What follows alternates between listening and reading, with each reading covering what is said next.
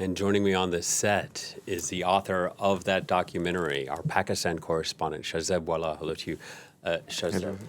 Very sensitive material, very difficult to get access to talk to the victims and look at this. Tell us about what went into making this documentary.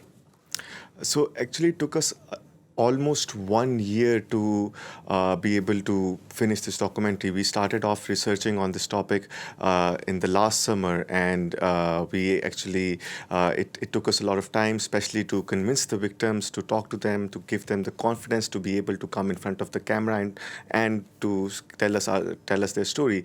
It's a topic that has not been covered much on television, and the reason behind this is that the fact that the victims, they actually get really scared when you talk to them and tell them that it's about television. So, and they're already very scared. They're already very afraid because most of these victims, they come from very poor families. They don't have any social support system, and they're already in a battle against a very strong system in Pakistan, which is the religious, the religious authorities or the religious clergy in the country. So the most difficult for us was actually to find a victim and to convince him to talk to us. For that, actually, it took us a lot of time. We had to go through most of the cases that were reported in the local press. Then afterwards, we would actually use the local journalists, reach out to them in those specific areas and try to get contacts of these people and then try to talk to them. And most of the people, they rejected us just by saying the fact that it's too sensitive. It's something that we don't want to talk about. And they also had, because Pakistan is an Islamic society, it's a Muslim society, and this specific topic, it's about Islamic schools. So people actually get scared when you tell them that it's going to be, a documentary about what the abuse that happens in Islamic schools. So they, even though they have been abused or they are victims of the system, but they are still, it's so much doctrined into them that they don't want to say anything against it because they're afraid of the fact that it can maybe be something that can be, used to shame Islam or to be anti-Islam. So we actually had to gain their confidence to tell them that, we are from here, we are from Pakistan, and we want to tell this story and how important it is to tell this story. Then secondly, one other challenge that we faced, the huge challenge that we faced, was to be able to get a whistleblower, someone who was from the system, part of the system, and who would actually tell us about what happens inside. For this, it took us at least months. We found someone who actually agreed to talk to us, but we had to spend at least 3 to 4 days with him, not on camera, not talking to him, just to give him the confidence, just to have his, just to encourage him and just for him to trust us.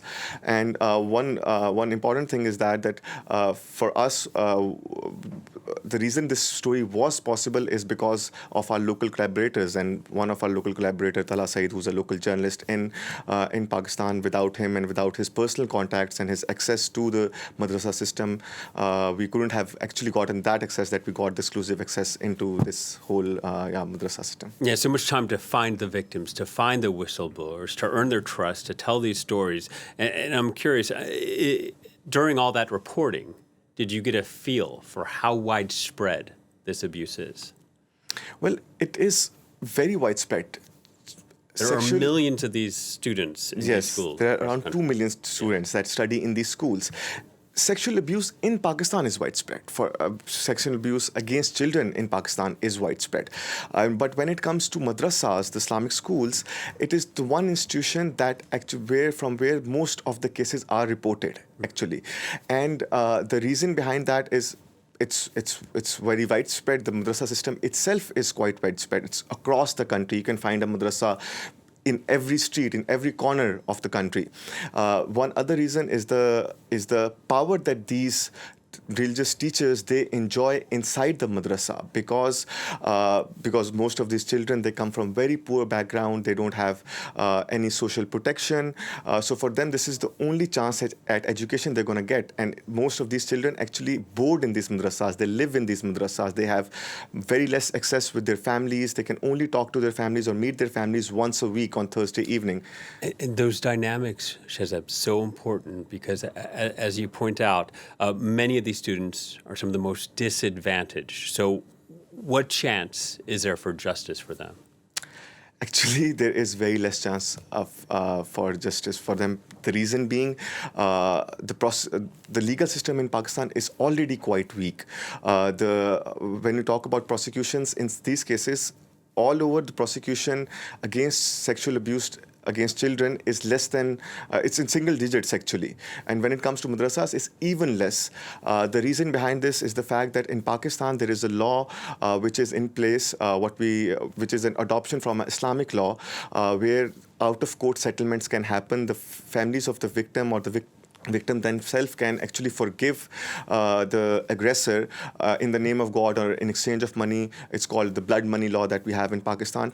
So a lot of these abusers that especially come from the madrasas or the religious clergy, they are able to get away using this specific law because they have so much power, they have so much influence in the society that whenever a family comes forward or a victim comes forward to actually say something or to actually to report this case, what happens is that the society gets involved, the religious clergy gets involved, Right. and they actually try to pressurize them. These people already don't have that much amount of money to be able to report this, to be able to fight. This is a very important report. I just want to plug it one more time, Shahzaib. Thank you very much, Shahzaib Wahlah.